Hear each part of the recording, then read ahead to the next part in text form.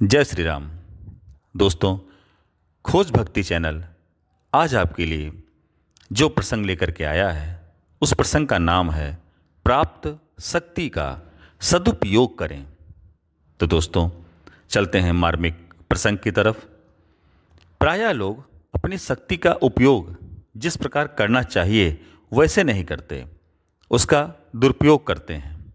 जिसका चिंतन करना चाहिए उसके लिए तो कर्म करते हैं और जिसके लिए कर्म करना चाहिए उसका चिंतन करते हैं। इसलिए दोस्तों, दोनों ओर से वे असफल रहते हैं।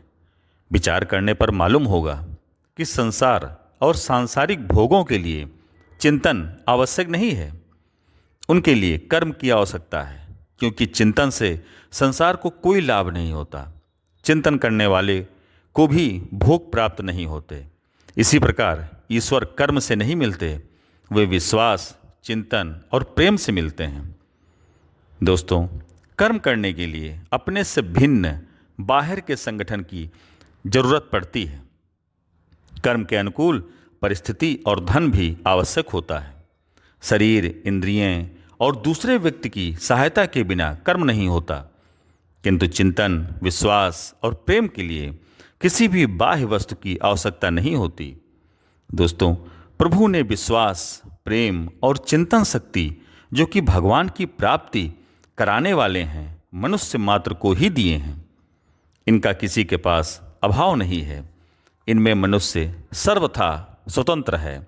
इससे यह सिद्ध होता है कि भगवान को प्राप्त करने में कोई भी मनुष्य परतंत्र नहीं है, किंतु भोगों की प्राप्ति में सर्वथा परतंत्र है। तो दोस्तों, मन में अद्भुत शक्ति है। मन से हर एक मनुष्य रत्न जटित मंदिर बना सकता है, परंतु जैसे यदि मंदिर बनाना हो तो अनेक वस्तु और धन की जरूरत पड़ेगी, अतः हर एक मनुष्य उसे नहीं बना सकता है। ठीक उसी प्रकार शरीर के द्वारा कर्म करने से संसार के पदार्थ मिल सकते हैं, भगवान नहीं मिलेंगे। भगवान मन की शुद्धि से ही मिलते हैं।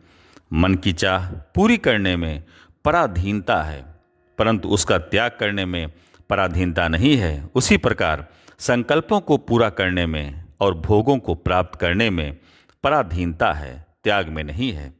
अतः दोस्तों, साधक को चाहिए कि भोग वासना का त्याग करके शरीर से संसार की सेवा करे, अर्थात शरीर के द्वारा कर्म करके संसार के अधिकार की पूर्ति करे और मन को भगवान में लगाए, अर्थात विश्वास, चिंतन भगवान का करे, प्रेम भगवान में करे, प्राप्त शक्ति का दुरुपयोग न करे।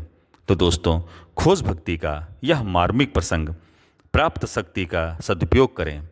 यदि आपको अच्छा लगा हो तो दोस्तों, चैनल को कृपया सब्सक्राइब अवश्य करें। धन्यवाद। जय श्री राम।